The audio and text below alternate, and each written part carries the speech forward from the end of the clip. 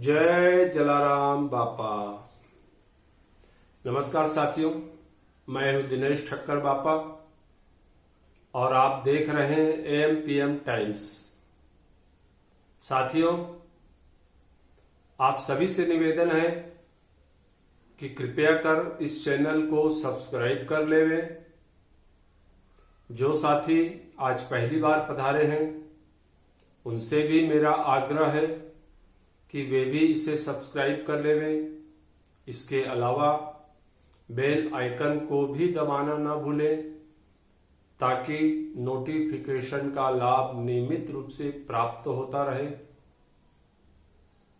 मुझे पूरी उम्मीद है कि जलाराम बापा के जीवन की यह कथा आप सभी सज्जनों को बेहद पसंद आ रही होगी, इसलिए आप इसे लाइक, इस पर सकारात्मक कमेंट्स और अपने परिजनों साथियों के साथ शेयर भी करते रहेंगे।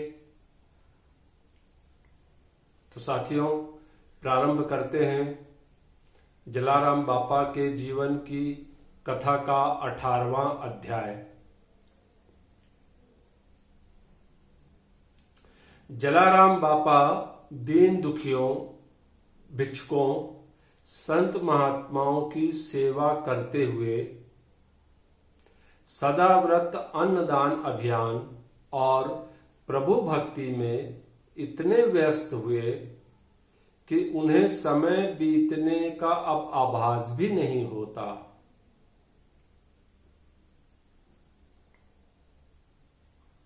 समय का चक्र घूमता रहा। जलाराम बापा अब 30 बरस के हो चुके थे।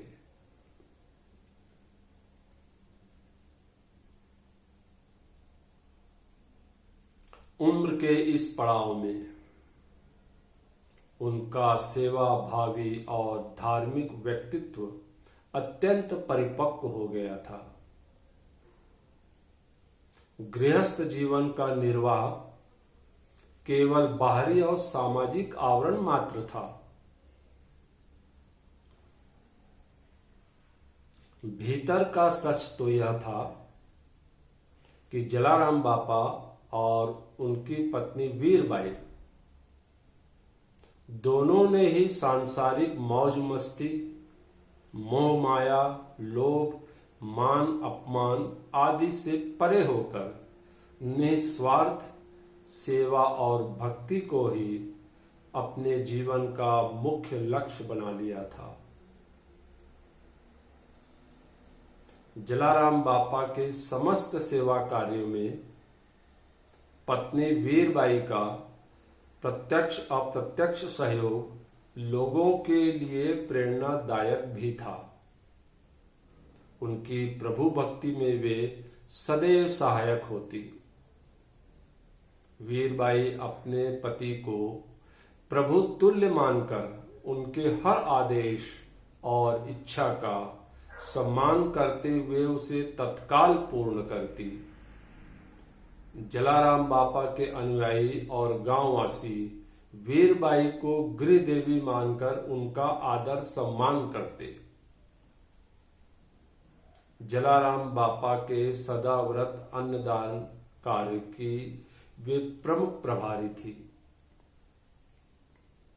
रसोई तैयार करने का दायित्व भी उन्हीं का था। भोजन के लिए आए अतिथियों की संख्या अधिक होने पर भी वे जिम्मेदारी से कतई नहीं कतराती और न ही थकती। सदाव्रत अन्नदान अभियान को प्रारंभ हुए अब 20 वर्ष हो चुके थे, लेकिन वीरबाई के चेहरे पर कभी भी थकान के कोई भी लक्षण नहीं दिखे और न ही जलाराम बापा कभी इससे उबते नजर आए, बल्कि दोनों में दिन प्रतिदिन उत्साह और लगन में वृद्धि दृष्टिगोचर हो रही थी। यूं तो भक्ति और सेवा कार्यों के चलते जलाराम बापा को कई बार कठिन परीक्षा और विपरीत परिस्थितियों का सामना भी करना पड़ा था,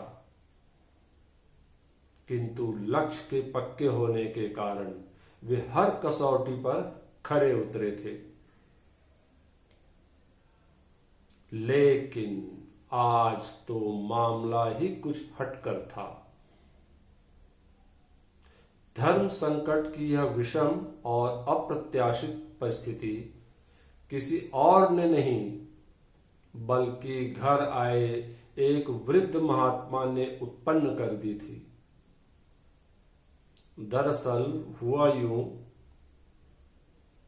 एक वृद्ध महात्मा ने आंगन में कदम रखते ही जोर से आवाज लगाई, जला जला भगत कहाँ है तू, बुलाओ उसे। जलाराम बापा उस समय अतिथि साधु संतों को भोजन परोसने में व्यस्त थे। एक सेवक ने उन्हें वृद्ध महात्मा द्वारा पुकारे जाने की जानकारी दी।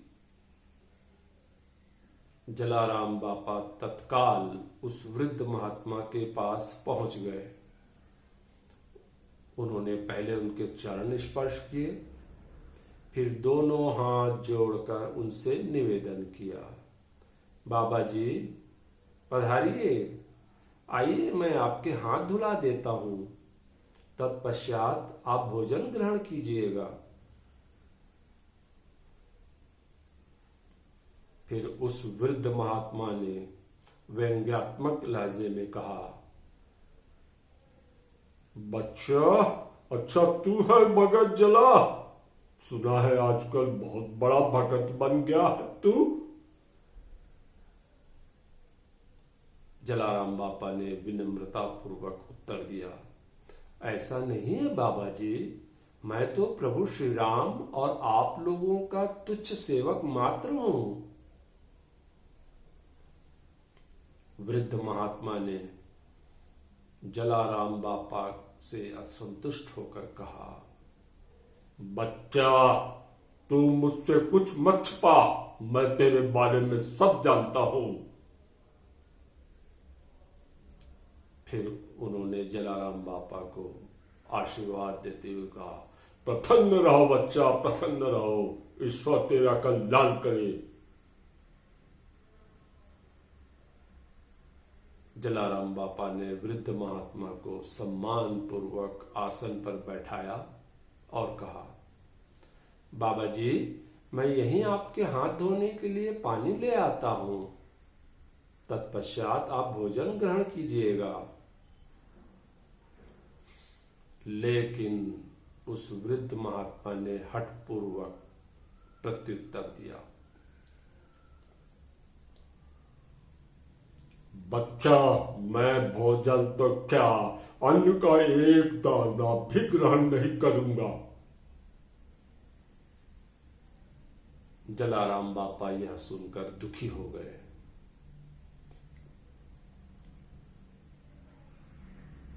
पहली बार उनके यहां किसी मेहमान अतिथि ने भोजन करने से साफ इनकार कर दिया था। उन्होंने निराशा भरे स्वर में कहा, बाबा जी यहां से कभी भी कोई संत महात्मा भूखे नहीं लौटे हैं, आपको भी मैं बिना भोजन कराए कैसे जाने दे सकता हूं बाबा जी। यदि आप भूखे रहेंगे तो मैं भी भूखा रहूंगा बाबा जी। वृद्ध महात्मा अपनी जिद पर अड़े रहे। नाराज होते हुए फिर उन्होंने कहा, बच्चा कान खोल कर सुन ले, मैं दूसरों की तरह यहां भोजन करने नहीं आया हूं। मैं तो गिरनार की ओर तीर्थ यात्रा पर निकला हूं, रास्ते में वीरपुर आया इसलिए यहां रुक गया। तेरा नाम बहुत सुना है, इस बार से मिलने चला आया। इतना कहकर वे खड़े ही हुए थे कि अचानक वे गिर पड़े। जलाराम बापा ने उठाया और आदर के साथ आसन पर पुनः बैठाया। फिर सेवा स्वरूप उनके पैर की मालिश करने लगी। वृद्ध महात्मा ने खुश होने के बजाय नाराज स्वर में कहा, बच्चा, बेअदब करने की कोई आवश्यकता नहीं है। अभी तू मेरी सेवा कर देगा किंतु बाद में इस बूढ़े की सेवा कौन करेगा? इसलिए मैं कहता हूं, अपना समय मत खराब कर। थोड़ी देर आराम करने के बाद मैं स्वयं यहां से चला जाऊंगा। यह उलाहना सुनकर जलाराम बापा ने उन्हें टटोलते हुए पूछा, बाबा जी, सेवा करना मेरा धर्म है। भोजन के अतिरिक्त यदि आपकी कोई और इच्छा है तो कृपया बताइए बाबा जी, मैं उसे पूर्ण करने का हर संभव प्रयास करूंगा।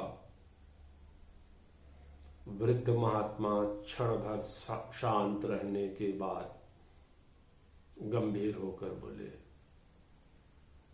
बच्चा, तू मेरे पीछे क्यों पड़ा है? मेरी इच्छा है जो कभी पूरी होने वाली नहीं है। यह सुनकर जलाराम बापा थोड़ी देर सोच में डूब गए। तो साथियों, अगले अध्याय में फिर आपसे मुलाकात होगी। जय जलाराम बापा।